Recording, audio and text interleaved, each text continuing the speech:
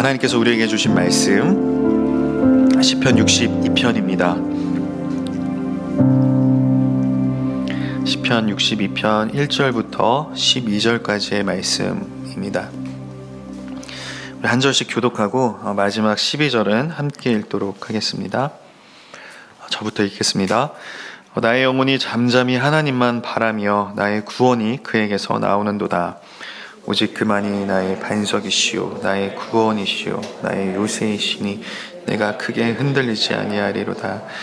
넘어지는 담과 흔들리는 울타리같이 사람을 죽이려고 너희가 일제히 공격하기를 언제까지 하려느냐. 그들이 그를 그의 눈에서 떨어뜨리며 거짓을 즐겨하니 입으로는 축복이요 속으로는 저주로다. 나의 영혼아 잠잠히 하나님만 바라라. 무릇 나의 소망이 그로부터 나오는도다. 오직 그만이 나의 반석이시오 나의 구원이시오 나의 요새이시니 내가 흔들리지 아니하리로다. 나의 구원과 영광이 하나님께 있으며 내 힘의 반석과 피난처도 하나님께 있도다. 백성들아 시시로 그를 의지하고 그의 앞에 마음을 토하라. 하나님은 우리의 피난처시로다. 아 슬프도다. 사람은 입김이며 인생도 속임수이니 저울에 달면 그들은 입김보다 가벼우리로다. 포악을 의지하지 말며 탈취한 것으로 허망하여지지 말며 재물이 늘어도 거기에 마음을 두지 말지어다. 하나님이 한두 번 하신 말씀을 내게 들었나니 권능은 하나님께 속하였도다 하셨도다. 주여 인자함은 주께 속하오니 주께서 각 사람이 행한 대로 갚으심이니이다. 아멘. 네, 이 시간 하나님을 기다리는 자의 기도라는 제목으로 여러분들과 함께 말씀을 나누고자 합니다. 우리 대한민국 하면 빼놓을 수 없는 것이 바로 빨리빨리 문화입니다. 전 세계적으로 한국 사람들의 이 빨리빨리 정신은 너무나도 잘 알려져 있습니다. 이런 빨리빨리 문화 덕분에 우리나라는 세계 최고의 IT 강국, 또 세계 최고의 통신망을 자랑하고 있습니다. 이 국토의 80% 이상이 폐허가 된 그 참혹한 전쟁을 거친 이 나라가 이렇게 엄청난 속도로 성장한 것을 보며 이 전 세계인들은 이 한강의 기적이라 부르며 감탄을 금치 못합니다. 이런 성장 사례가 다른 여러 개발도상 국가에 소개가 되며 그 나라의 발전에 도움을 주는 이런 모습들을 보면 이 대한민국 국민으로서 큰 자부심을 느끼기도 합니다. 하나님께서 우리나라를 얼마나 사랑하시는지, 그리고 얼마나 큰 은혜와 복을 부어주셨는지 너무나 분명하게 드러나는 우리나라의 이 현대사를 보면 이 나라와 민족을 통해 하실 그 하나님의 놀라운 일들이 무척이나 기대가 됩니다. 이 우리나라의 빨리빨리 문화는 전 세계적으로도 너무나 잘 알려져 있어서 이 어느 나라를 가든지 이 한국 관광객들을 상대하는 현지인들은 이 빨리빨리라는 말을 정말 많이 사용합니다. 이런 빨리빨리 문화로 인해 이런저런 재미있는 에피소드들도 많이 생기기도 하죠. 어느 신문에 실렸던 재미있는 사연이 있는데 여러분과 함께 나눠보고자 합니다. 이 글을 읽고 우리 대한민국 사람들이 정말 대단하구나 하는 그런 생각이 들었습니다. 이 사연의 주인공은 일본 이 도쿄 여행을 마치고 이 나리타 공항에서 서울행 비행기를 타게 되었습니다. 이 탑승 수속을 마치고 비행기에 앉아 이륙을 기다리고 있는데 갑자기 이 비행기 출발이 지연되고 있다는 방송이 나오는 것이었습니다. 그런데 옆에서 한 한국 사람이 뺀다 하는 것이었습니다. 그 말을 알아들은 다른 한국 사람들은 일제히 창밖을 바라봤습니다. 이 창밖을 보니 이 비행기 이륙을 위해서 설치해 두었던 장비들을 모두 치우고 있는 것이었습니다. 그건 비행기가 이제 그날 뜨지 않는다는 것을 의미했습니다. 그걸 본 한국 사람들은 일제히 스마트폰을 꺼내서 다른 비행기를 알아보기 시작했습니다. 한참이 지나서야 비행기가 당일 뜨지 않는다는 방송이 나오기 시작했고 한국 사람들을 제외한 다른 외국인들은 그제서야 모두 웅성거리기 시작했습니다. 이 술렁이는 탑승객들을 진정시키며 이 직원들은 이 비행기 안에 있는 사람들의 여권을 모두 걷어갔습니다. 한참 후에 직원이 다시 여권을 다시 가져와서 한 사람씩 이름을 불러가며 여권을 나눠주기 시작했습니다. 그런데 그 직원이 한국 이름 발음을 어려워하면서 버벅거리자 바로 한 한국 사람이 앞으로 나가서 우리나라 여권 색인 그 녹색 여권만 먼저 달라고 하는 것이었습니다. 이 대한민국 여권을 모두 받은 그 사람은 여권에 적힌 이름을 불러가며 이 여권을 나눠주기 시작했습니다. 이 뒤에 있어서 받을 수 없는 사람에게는 이 앞에 있는 사람들이 여권을 이렇게 착착착 전달해줘서 신속하게 여권을 받도록 했고, 이 한국 사람들은 정말 순식간에 여권을 모두 돌려받을 수가 있었습니다. 그 모든 광경을 외국인들은 그저 신기한 듯이 쳐다만 보고 있었죠. 그렇게 여권을 돌려받고 이 비행기에서 내린 사연의 주인공은 짐을 찾아서 임시로 마련된 이 항공사 카운터로 돌진을 했습니다. 이 선착순으로 다음날 비행기에 자리 예약을 받기 때문에 얼른 가서 좋은 자리를 잡기 위해서였죠. 그런데 사연의 주인공보다 더 앞서서 달려가는 사람들이 있었습니다. 바로 한국 사람들이었습니다. 이 한국 사람들은 이미 저만치 앞에서 이 캐리어를 끌며 미친 듯이 달리고 있었던 것이었습니다. 이 우여곡절 끝에 자리 예약까지 마친 주인공은 이제 다음 날까지 이 노숙을 하기 위해서 이 노숙 장소로 향했습니다. 일본 나리타 공항은 24시간 구역을 개방하지 않고 이 여행객을 위한 이 노숙 장소가 따로 마련되어 있다고 합니다. 이 부랴부랴 서둘러서 노숙 장소에 도착했지만 이미 제일 안쪽 따뜻한 자리는 한국 사람들이 다 차지하고 있었습니다.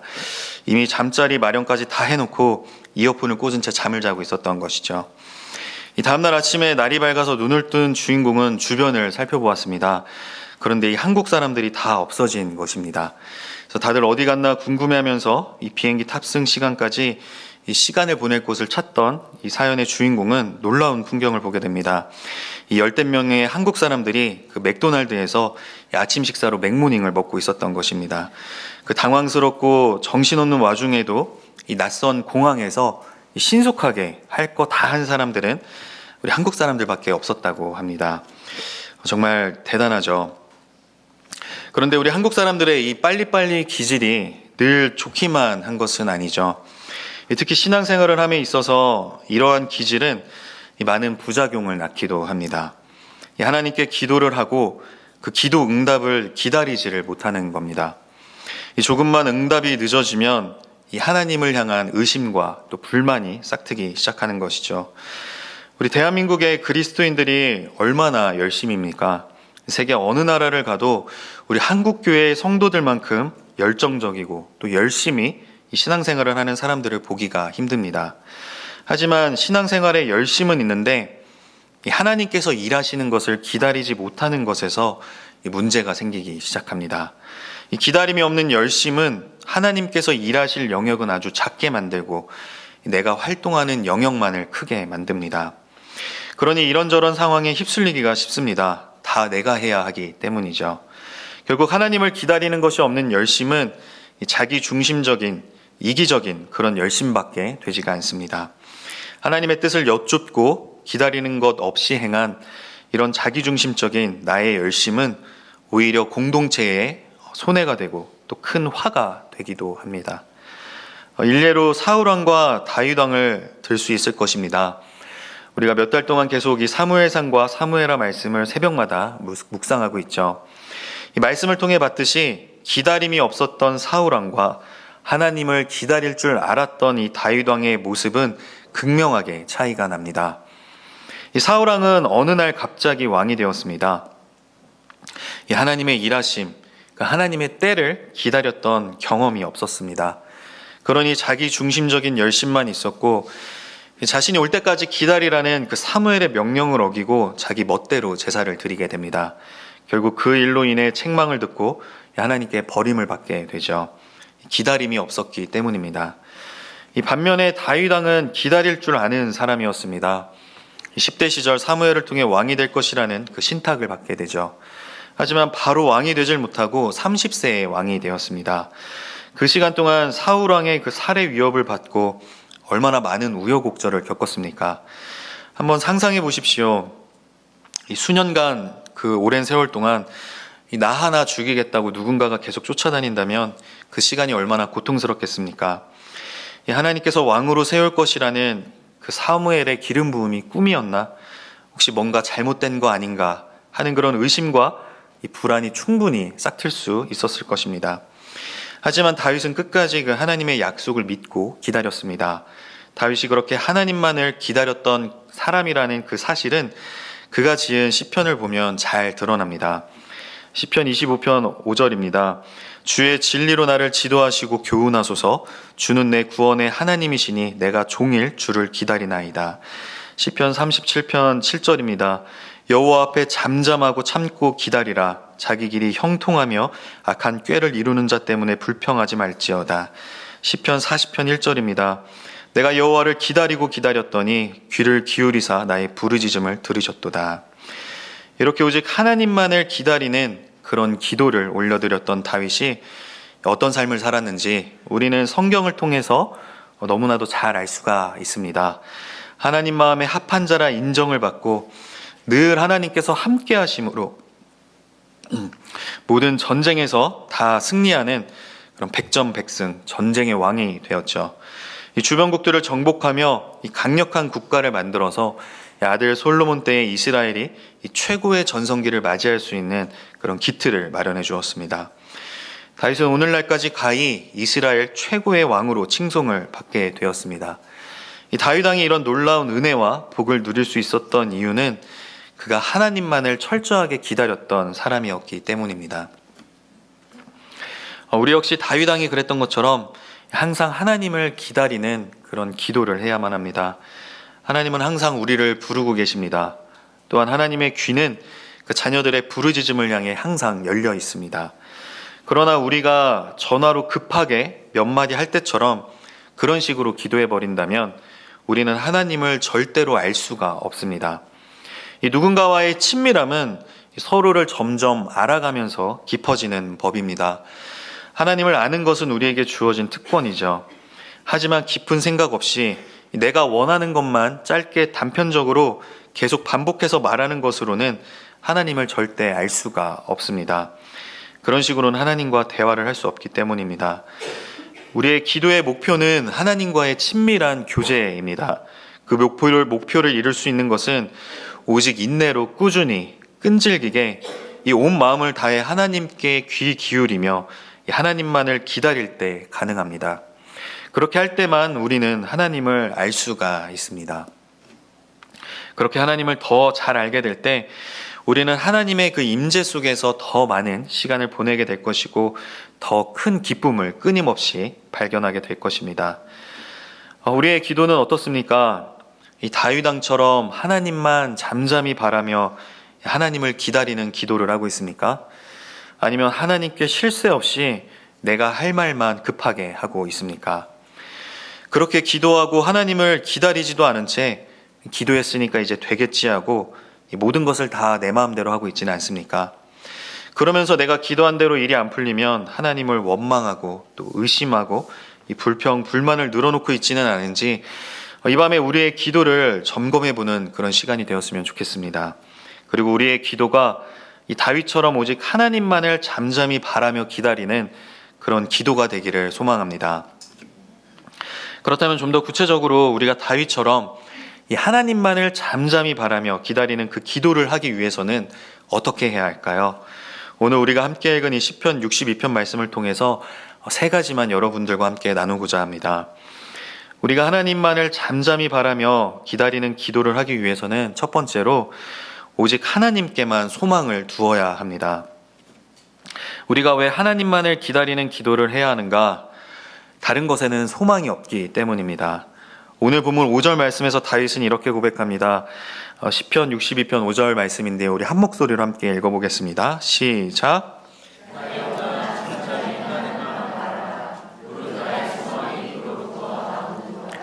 아멘. 다윗은 자신의 영혼이 잠잠히 하나님만 바라는 이유로 자신의 소망이 오직 하나님으로부터 나오기 때문임을 고백합니다. 하나님께서 그 자체가 소망의 근원이기 때문이라는 것이죠. 이 무한한 자비를 베푸시는 하나님이 아니고는 그 누구도 우리의 의지와 위로가 될 수가 없습니다. 하나님이 아니고는 우리가 완전히 의지할 만한 자가 아무도 없으며 우리가 공경에 처할 때마다 우리를 도울 수 있는 자가 아무도 없습니다. 이 모든 사람이 다 각기 자기를 구하지만 하나님께서는 오직 나의 구원 또 나의 유익을 위해 일을 행하시며 또 모든 것을 합력하여 선을 이루어 가십니다.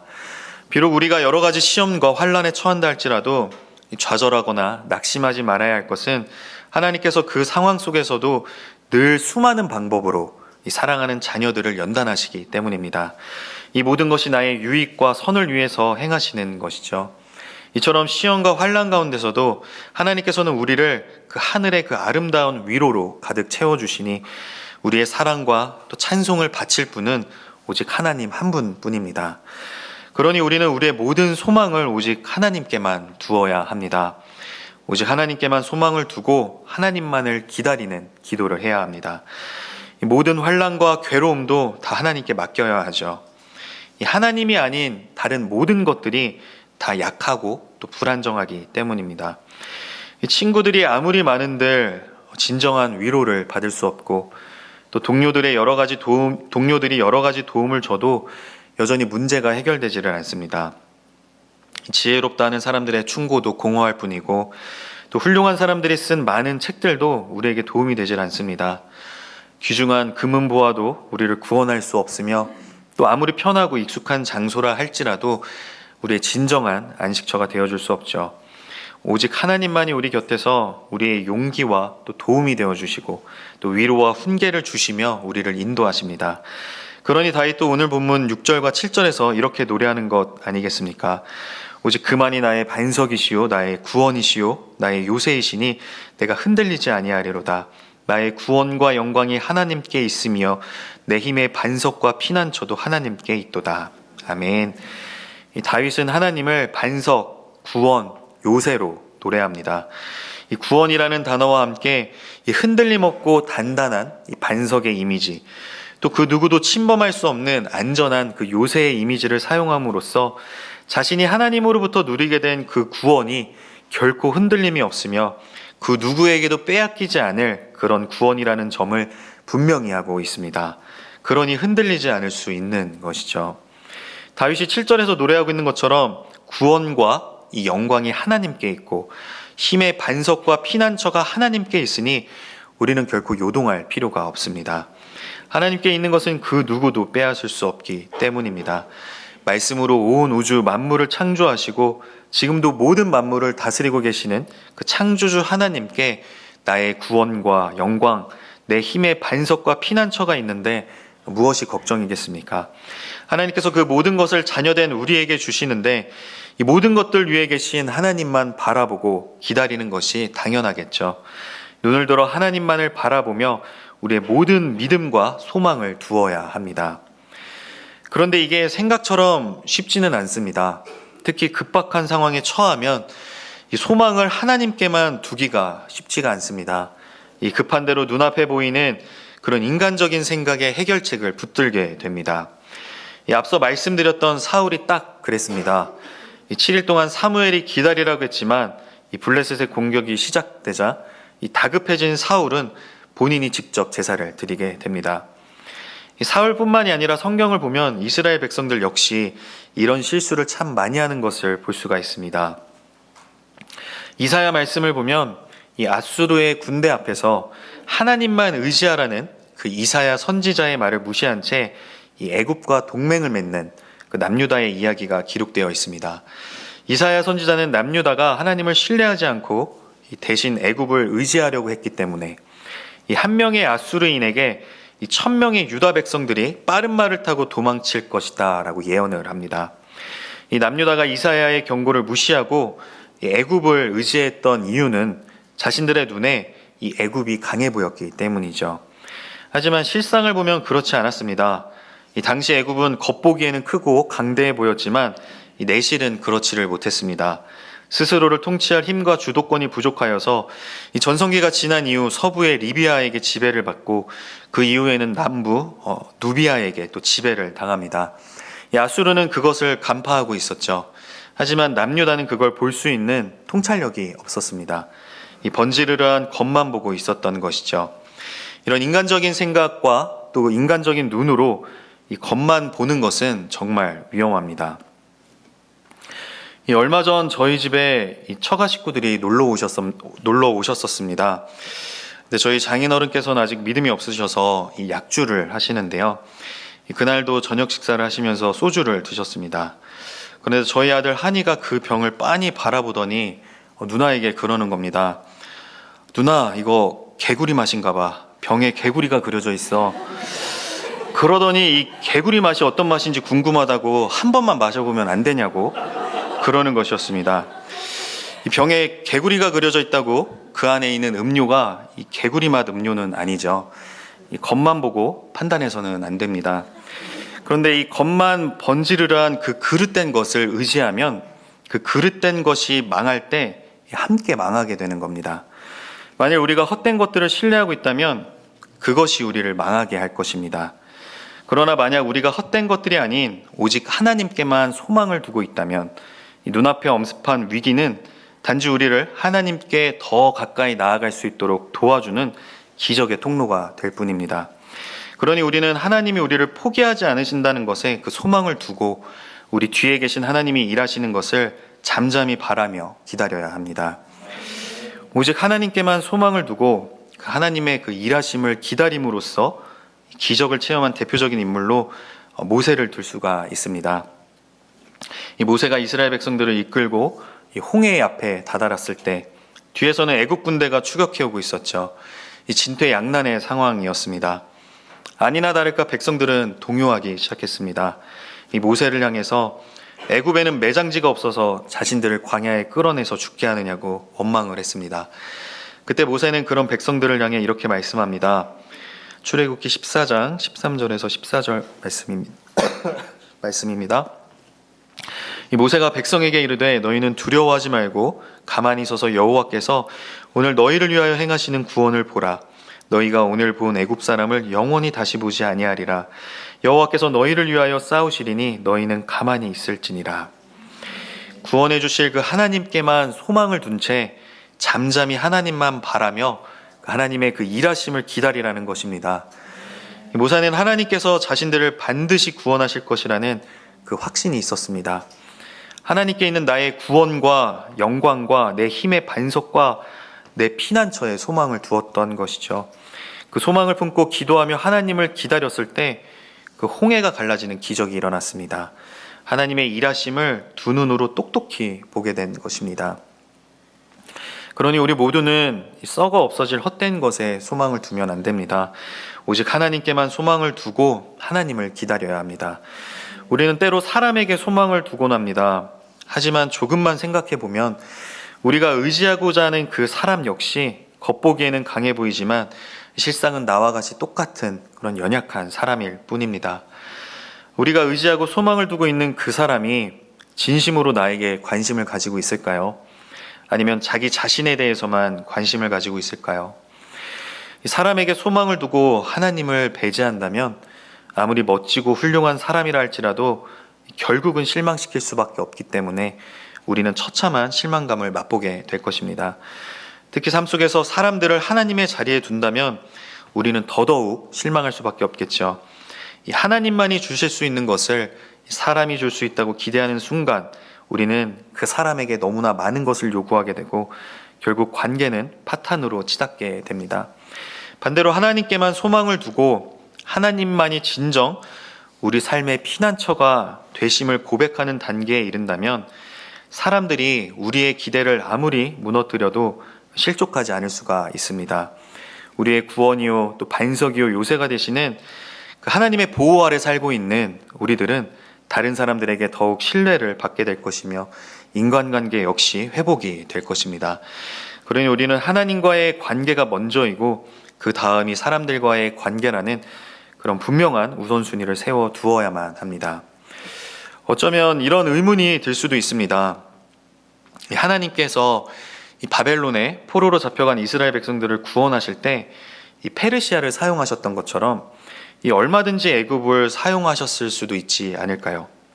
남유다가 애굽과 동맹을 맺은 것이 왜 잘못일까요? 하나님은 아수르와 바벨론 같은 대제국도 이 막대기처럼 사용하시는 역사의 주관자이신데 왜 애굽은 그렇게 사용을 하지 않으신 걸까요? 하나님께서 애굽을 구원의 도구로 사용하실 수 있다라는 이 생각은 문제가 없어 보입니다. 실제로 하나님은 우리에게 돕는 손길을 붙여주심으로써 이 함께 동역하여 하나님의 일을 감당할 수 있도록 하시니까 말입니다. 하지만 남유다 백성의 가장 큰 문제는 하나님께 여쭈어보지 않고 이 자신들의 계획을 세운 것에 있습니다. 그들은 하나님께서 자신들을 구원하시는 그 하나님의 도구로 애굽을 붙여주셨다라고 생각했기 때문에 애굽을 의지한 것이 아니었습니다. 반대로 자신들을 구원할 자신들의 방법으로서 이 애굽을 바라보았던 것이죠. 그 과정 가운데 어디에서도 이 남유다 백성들은 하나님께서 개입하실 틈을 만들지 않았습니다. 만약 그들이 하나님께 기도하고 순종적인 태도로 하나님께 나아갔다면, 그리고 잠잠히 하나님께서 하실 일을 기다렸다면 하나님께서 애굽을 통해 구원해 주셨을 수도 있습니다. 하지만 우리의 중심을 보시고 또 우리의 의도를 꿰뚫어 보시는 하나님은 우리가 뻔히 잘못된 방향으로 나아가는 것을 그냥 보고만 계시지 않습니다. 그 길을 막으시죠. 왜냐하면 그 길이 하나님을 신뢰하고 하나님께 소망을 두는데 방해가 되는 길이기 때문입니다. 늘 우리의 문제는 하나님께 여쭈어보지 않고 하나님을 기다리지 않고 하나님이 아닌 애굽의 소망을 두고 의지했던 남유다 백성처럼 이 상한 갈대 지팡이를 놓지 못하고 있다는 것입니다. 그 상한 갈대 지팡이만 꽉 움켜쥐고 그것만 바라봄으로써 참된 분별력으로 이 상황을 바라보지 못하곤 합니다. 만일 우리가 하나님 외에는 모두 다 상한 갈대 지팡이일 뿐이다 라는 생각을 갖고 이 영적 또 정신적으로 이 상한 갈대 지팡이를 먼저 놓아버린다면 하나님은 우리의 눈을 열어서 그것들이 왜 상한 갈대 지팡이인지를 깨닫게 해주실 겁니다. 그러니 움켜쥐고 계신 모든 그 상한 갈대 지팡이들을 다 내려놓으시기를 바랍니다. 그런데도 만일 우리가 그 상한 갈대 지팡이를 놓지 못하고 계속 움켜쥐고 있는다면 어떻게 될까요? 하나님께서는 우리가 그 상한 갈대 지팡이를 내려놓을 수밖에 없는 그런 상황으로 인도해 가십니다. 이 비싼 수업료를 치르게 되는 것이죠. 사실 우리 그리스도인들로 하여금 기도하도록 만드는 가장 최선의 자극제는 우리의 힘으로 뭘 어찌할 수 없는 그런 극도의 불안감을 느끼게 되는 절망입니다. 그 절망에 처하게 되면 그제서야 내가 움켜쥐고 있는 이 지팡이가 이 상한 갈대로 된 지팡이라는 것이 보이게 되는 것이죠. 그리고 그런 위기 속에서 환히 드러나는 하나님의 선하심이 보이기 시작합니다.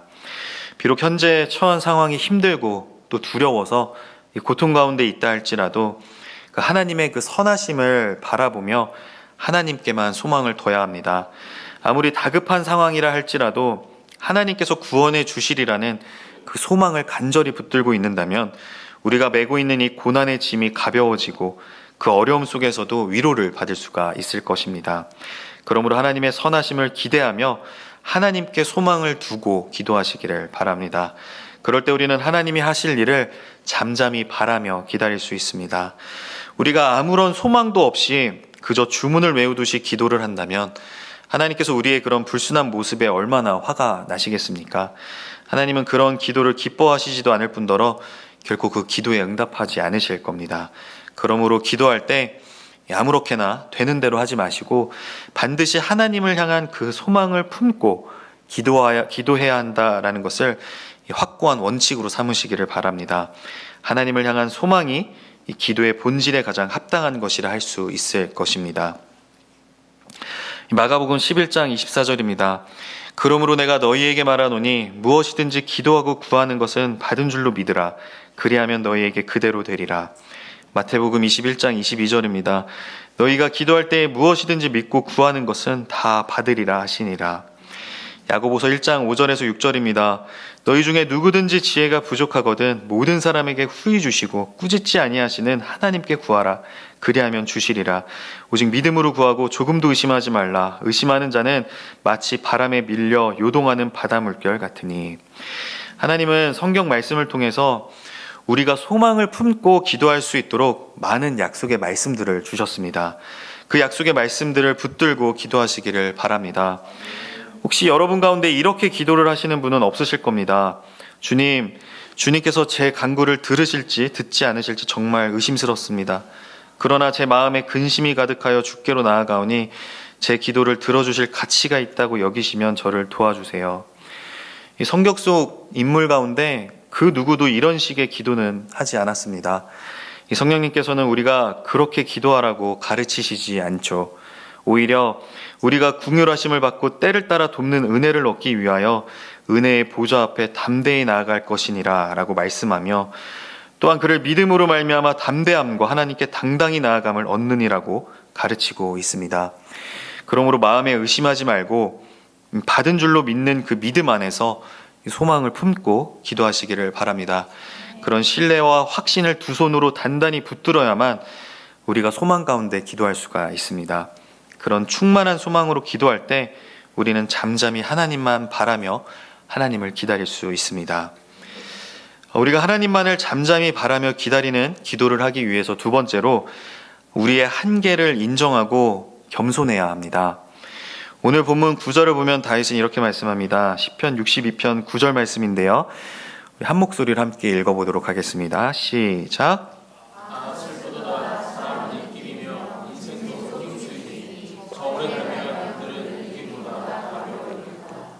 아멘.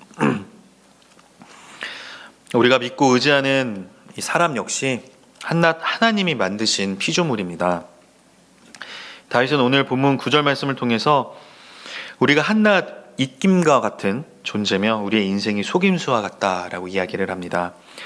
여기서 입김으로 번역된 이 히브리어 헤벨은 이 전도서에서 36번이나 사용된 단어입니다.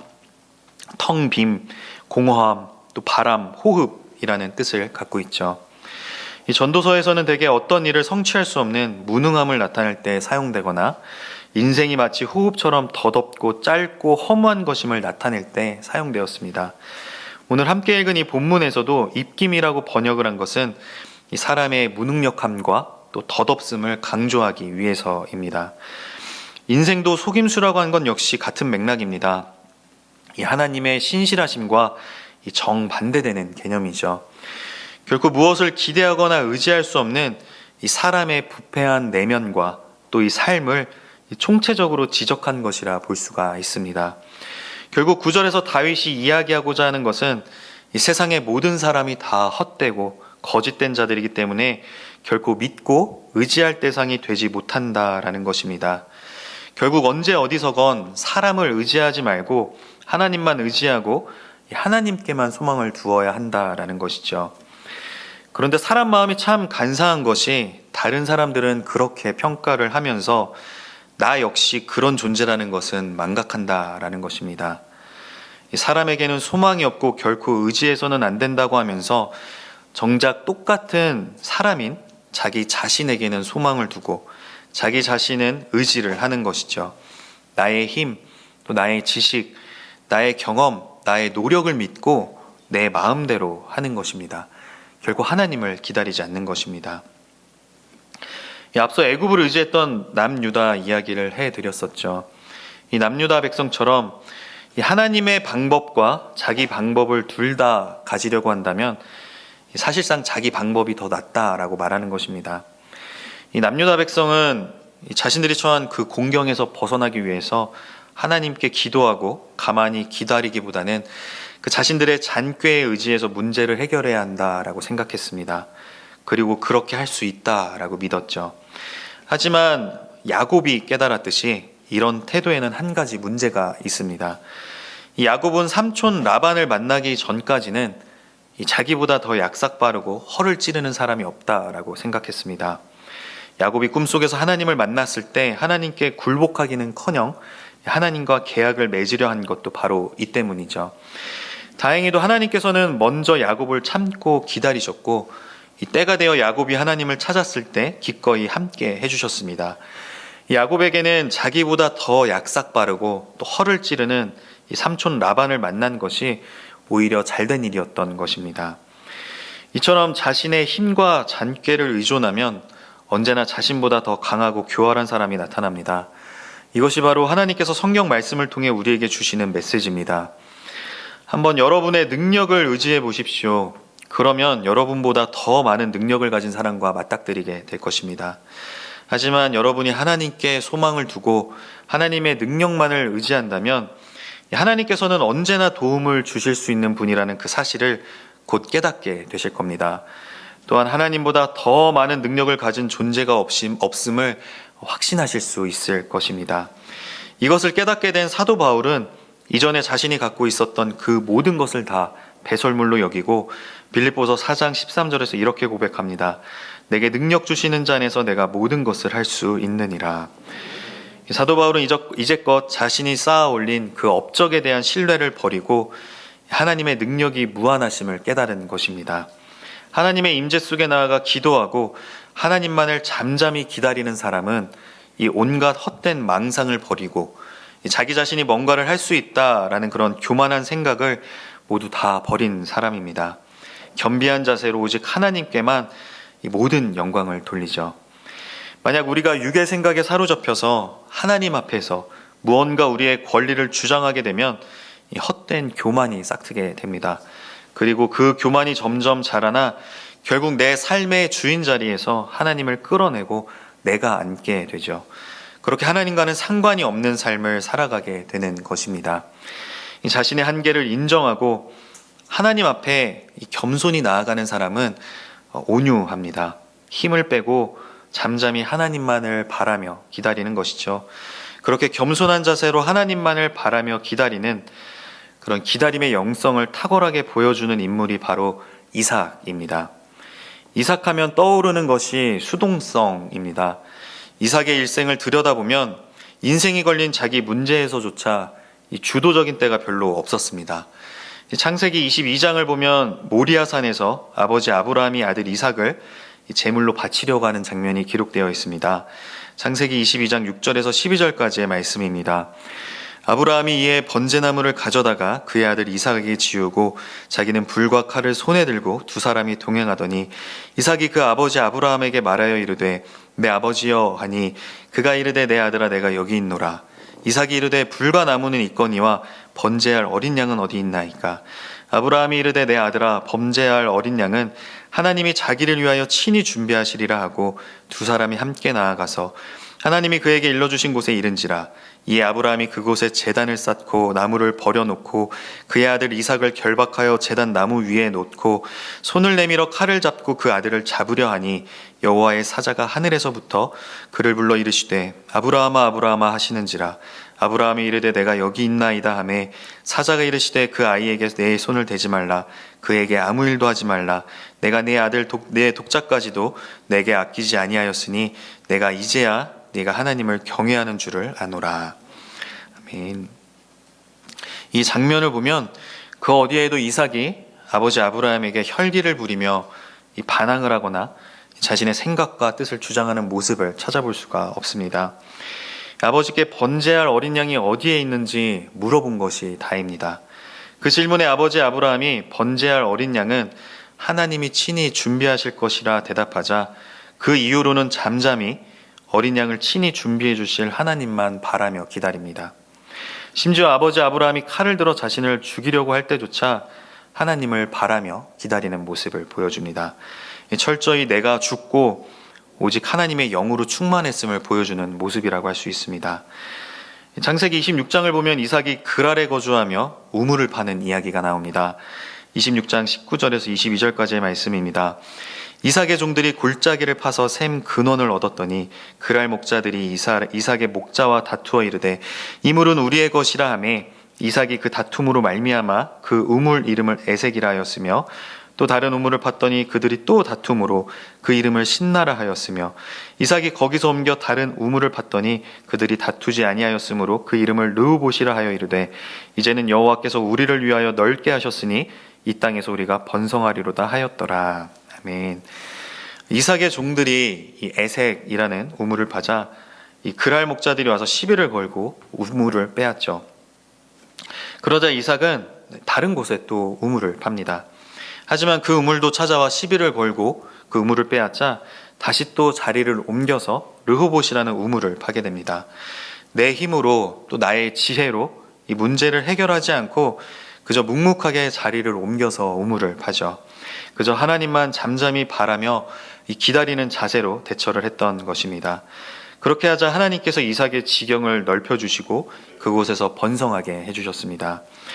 이처럼 이삭은 아버지 아브라함처럼 주도적으로 무언가를 쟁취하는 사람이 아니라 이 어머니 사라를 닮아서 이 온유함으로 한없이 기다리는 사람이었습니다. 여기에 이삭의 강함이 있습니다. 그저 말수가 적고 잘 참았던 것이 아니라 겸손하게 하나님만 바라며 하나님을 기다린 것입니다. 그것을 잘 보여주는 말씀이 또 창세기 24장에 기록되어 있습니다. 63절에서 67절까지의 말씀입니다. 이삭이 저물 때에 들에 나가 묵상하다가 눈을 들어 보매 낙타들이 오는지라. 리브가가 눈을 들어 이삭을 바라보고 낙타에서 내려 종에게 말하되 들에서 배회하다가 우리에게로 마주오는 자가 누구냐. 종이 이르되 이는 내 주인이니이다. 리브가가 너울을 가지고 자기 얼굴을 가리더라. 종이 행한 일을 다 이삭에게 아뢰매 이삭이 리브가를 인도하여 그의 어머니 사라의 장막으로 들이고 그를 맞이하여 아내로 삼고 사랑하였으니 이삭이 그의 어머니를 장례한 후에 위로를 얻었더라. 이삭은 자신의 결혼 문제에 있어서도 온전히 하나님께 맡기고 기다렸습니다. 자신이 신부감을 찾기 위해서 여기저기 돌아다니며 애쓰는 대신 이 날이 저물 때 들에 나가 이 묵상을 했습니다. 이 묵상은 하나님과 친밀하게 교제를 하는 것이죠. 모든 잡념을 없애고 내 마음을 비우고 하나님의 말씀을 통해 나의 모든 관심을 하나님께 집중하는 것입니다. 이삭은 그렇게 묵상을 통해 하나님과 친밀하게 교제하며 하나님을 기다렸습니다. 하나님께서 하실 일을 기다렸고 하나님의 말씀을 기다렸습니다. 그렇게 기다렸을 때 하나님은 최고의 아내를 보내주셨습니다. 이런 수동적인 이삭에게 이 활달한 여성, 또 이 천만인의 어머니 이 리브가를 보내주신 것이죠. 이 하나님의 때, 그 하나님의 일하심을 기다린 만큼 그 열매는 달콤할 수밖에 없습니다. 이삭은 하나님을 기다리는 그 삶을 통해 이 자신의 삶을 영향력 있는 그런 생애로 끌어올렸습니다. 그리고 그러한 모습은 이 손자인 요셉에게서도 찾아볼 수가 있습니다. 할아버지 이삭의 그 기다림의 영성이 이 손자 요셉을 총리로 만든 것이죠. 이삭은 자신의 기질과 주변 환경으로 인해 늘 이인자와 같은 인물이었습니다. 그러나 겸손하게 자신을 비우고 하나님만을 기다림으로 인해 하나님께서 허락하신 그 복을 누리게 되었습니다. 이삭의 이 조용한 리더십은 겸손과 또 기다림의 영성이 만들어낸 그런 성공이라고 할 수 있습니다. 우리 역시 이삭처럼 이 자신을 낮추고 진정으로 겸손해져야만 잠잠히 하나님만을 바라며 기다릴 수가 있습니다. 우리가 한낱 입김과 같은 존재라는 사실을 기억할 때 우리는 이삭처럼 온유할 수가 있습니다. 우리 자신의 한계를 우리가 분명히 인식할 때 우리는 우리의 모든 교만과 또 혈기와 이 자만심을 없애고 그 두렵고 떨림 가운데 오직 하나님만을 기다릴 수가 있습니다. 그렇게 내 육의 생각과 감정과 판단을 모두 다 내려놓고 온전히 하나님의 영만 바라고 기다리는 저와 여러분 모두가 다 되기를 소망합니다. 마지막으로 우리가 하나님을 잠잠히 바라며 기다리는 그 기도를 하기 위해서는 셋째로 하나님께서 각 사람이 행한 대로 갚으시는 그런 분임을 기억하고 회개해야 합니다. 오늘 본문 12절에서 다윗은 이렇게 노래합니다. 주여 인자함은 주께 속하오니 주께서 각 사람이 행한 대로 갚으심이니이다. 하나님께서 각 사람이 행한 대로 갚으신다라는 것은 하나님만을 바라며 기다리는 사람과 반대로 하나님이 아닌 헛된 것들을 바라고 의지하는 그 사람의 인생이 완전히 다를 것임을 시사합니다. 이 다윗이 시 마지막에 이러한 사실을 밝히는 이유는 비록 지금은 악인들이 득세하고 또 자신은 목숨조차 위험한 어려운 상황에 직면하고 있지만 이 공의로운 하나님께서 곧 그 뜻대로 악인을 심판하시고 하나님만 바라고 기다렸던 자신은 구원해 주실 것임을 굳게 신뢰하고 있기 때문입니다. 그 믿음이 있었기에 다윗은 어떤 상황과 환경 속에서도 잠잠히 하나님만을 바라며 기다릴 수 있었던 것이죠. 하나님은 오직 하나님만 철저히 신뢰하며 소망을 두고 기다린 이들에게 그 행한 대로 구원을 베푸실 분이기 때문입니다. 하지만 한 가지 주의해야 할 것이 있습니다. 우리가 하나님을 잠잠히 바라며 기다리되 우리의 죄 문제를 반드시 해결하고 기다려야 한다라는 것입니다. 우리의 죄 문제가 온전히 해결되지 않은 상태에서 하나님을 기다린다면 우리에게 임할 것은 하나님의 심판이겠죠. 이 공의로운 하나님의 심판이 임할 것도 모른 채 여전히 죄의 문제를 해결하지 못한 상태로 하나님을 기다린다라는 것은 어불성설입니다. 이사야 30장 18절을 보면 하나님을 기다리는 자마다 복이 있다라고 말씀합니다. 이사야 30장 18절 말씀입니다. 그러나 여호와께서 기다리시나니 이는 너희에게 은혜를 베풀려 하심이요 일어나시리니 이는 너희를 긍휼히 여기려 하심이라. 대저 여호와는 정의의 하나님이시라. 그를 기다리는 자마다 복이 있도다. 아멘. 이 남유다가 애굽을 의지하며 하나님 앞에서 이 불신앙의 모습을 보이자 책망했던 이사야 선지자는 이사야 이 30장 18절 말씀에서 분위기를 바꾸어서 하나님의 그 위로와 회복의 약속을 하고 있습니다. 이 남유다를 향한 하나님의 본심은 이 심판을 통한 멸망이 아니라 그들을 돌이켜 하나님의 그 궁극적인 구원에 이르도록 하기 위함이기 때문이죠. 그러나 그 구원에는 이 남유다 백성들이 하나님께 부르짖으며 우상을 버리는 것이 전제되어 있습니다. 무릇 하나님을 기다리는 자는 복이 있다고 하였습니다. 하나님의 구원을 받을 조건은 오직 하나님만을 간절히 기다리는 것이며 하나님을 기다리기 위해 필요한 것은 바로 우상을 버리는 것, 즉 회개입니다. 비록 남유다 백성들의 그 불신앙에도 불구하고 그들이 돌아올 때까지 기다리시는 하나님은 이 돌아오는 자에게는 무한한 은혜를 베푸시지만 끝까지 거역하고 돌아오지 않는 자에게는 이 형벌을 면제하지 않으시는 공의의 하나님이십니다. 따라서 위기와 환난의 때에도 이 시온에 잠잠히 거하면서 여호와의 구원을 기다리는 자들은 이 통곡하지 않고 여호와의 구원을 맛보게 될 것이지만 기다리지 않고 서둘러 애굽으로 피난하는 자들은 심판을 면치 못할 것입니다. 특별히 이사야 30장 18절에서 기다리시나니라고 번역된 히브리어를 살펴보면 하나님이 베푸시는 그 은혜의 측면이 더욱더 부각됩니다. 이 단어가 미왈로 형태로 사용되었기 때문입니다. 이 말인즉슨 여호와 하나님께서는 하실 수 있는 한 끝까지 기다리실 것이다 라는 그 사실을 드러내고 있다는 것입니다. 하나님의 이와 같은 기다림에 대한 묘사는 누가복음 15장에 기록된 예수님의 탕자 비유에 나오는 아버지의 기다림이 연상되게 하죠. 자신의 몫을 요구하며 아버지의 재산을 받아 허랑방탕하게 다 써버린 그 아들이 다시 돌아오자마자 뜨거운 사랑으로 맞이한 자비로운 그 아버지처럼 우리 하나님 역시 그의 백성에게 베푸실 그 은혜를 준비하고 기다리시며 끝까지 포기하지 않고 그들이 바른 길로 돌아서길 고대하고 계십니다. 하나님께서 그렇게 기다리시는 이유를 이사야 선지자는 하나님께서 은혜를 베풀려고 하시기 때문이다 라고 말씀합니다. 은혜를 베푼다는 뜻으로 번역된 이 히브리어는 이 문자적으로 신분이 높은 자가 신분이 낮은 자에게 사랑을 베풀기 위해서 몸을 굽히는 행위를 의미합니다. 이 단어가 하나님의 사랑을 받을 가치가 전혀 없는 자들에게 과분하게 베푸시는 그 하나님의 은총을 가리키고 있다라는 것이죠. 남유다 백성은 하나님의 백성임에도 불구하고 하나님을 배척하여 하나님의 말씀을 아예 듣지 않는 상태에 있었습니다. 그럼에도 불구하고 하나님이 그들에게 은혜를 베푸시기 위하여 자신의 몸을 굽히시는 이러한 모습은 하나님의 은총이 얼마나 큰 것인지를 보여줍니다. 하나님은 도무지 기다려줄 필요가 없을 것처럼 여겨지는 자들, 도저히 받아들일 수 없을 것처럼 보이는 자들에게까지도 풍성한 사랑과 또 기회를 베푸시는 분이라는 것입니다. 이사야 선지자의 말씀을 통해 우리는 공의와 또 사랑의 절묘한 조화를 발견할 수 있습니다. 하나님께서 택한 백성을 위하여 예비해 놓으신 그 은혜와 사랑은 이 세상의 그 어떤 것보다도 귀하고 또 크고 풍성합니다. 우리는 이에 대한 소망을 더욱 확고히 해야만 합니다. 또한 우리와 하나님과의 관계를 회방하는 그 모든 악한 우상을 적극적으로 없애는 것만이 또 하나님의 복에 이르는 길임을 우리는 분명히 기억해야 합니다. 한번 매일매일 조금씩 기울어져가는 성벽을 상상해 보시겠습니까? 아주 조금씩 기울어지기 때문에 사람들은 별로 신경 쓰지 않고 익숙해져 갑니다.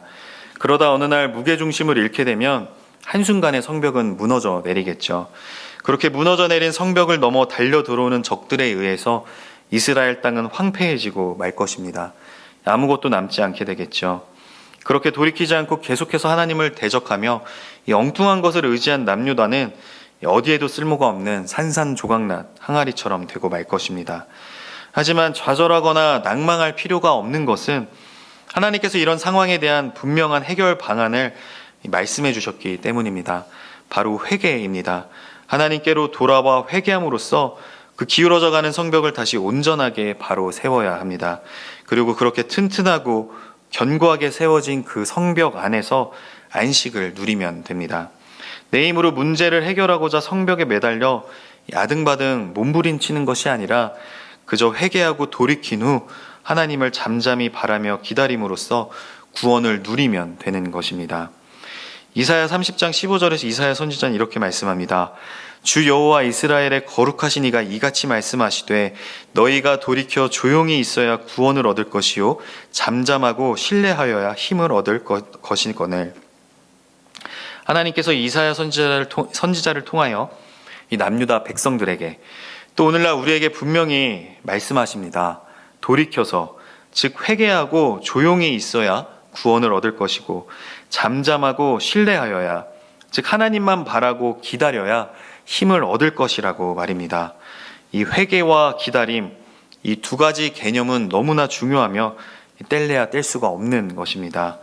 이 회개가 없이는 진정한 기다림, 즉 하나님께 완전히 의지하는 것이 없으며 또 하나님만 잠잠히 바라며 기다리는 삶으로 인도하지 않는 회개는 또 진정한 회개가 아닙니다. 구약 성경에서 회개의 근본적인 의미는 방향 전환 또는 되돌아오는 것입니다. 회개는 우리가 가고 있는 방향의 길, 즉 자기 의존과 또 자기 만족의 길을 멈추고 그 삶에서 돌이켜 하나님을 의지하고 하나님을 만족시키는 그런 삶을 향하여 나아가는 것입니다. 자기의 삶과 그 방향을 그대로 유지하고 있으면서 하나님만 바라며 하나님만 기다리겠다 하는 것은 명백한 모순입니다. 신약에서도 회개에 대한 의미는 동일합니다. 회개라는 것은 정신적으로 또 영적으로 또 실천적으로 완전히 방향을 전환하는 것입니다. 예수님께서 사역을 시작하시면서 회개하라 외치신 것은 그래서 전혀 놀라운 일이 아닙니다. 회개하라 천국이 가까웠느니라. 하나님 나라가 가까웠으니 회개하고 복음을 믿으라. 내가 의인을 부르러 온 것이 아니요 죄인을 불러 회개시키러 왔노라. 이 모든 예수님의 외침은 우리가 죄의 길에서 벗어나지 않는다면 하나님 나라에 들어갈 수 없다라는 그 사실을 분명히 드러내고 있습니다. 만약 여러분이 잠잠히 하나님만 바라며 하나님을 기다리는 것이 어렵게 느껴진다면 삶에서 우리가 섬기는 왕이 실제적으로 바뀌지 않았기 때문일 가능성이 큽니다. 우리가 섬기는 왕이 근본적으로 바뀌지 않은 상황에서 하나님 나라의 은혜를 누릴 수 있다는 것은 그릇된 생각일 뿐이죠. 하나님은 진실하게 구하는 자들에게 가까이 하신다고 약속하시며 또한 전심으로 하나님을 찾는 자가 하나님을 만날 것이다 라고 선포하십니다.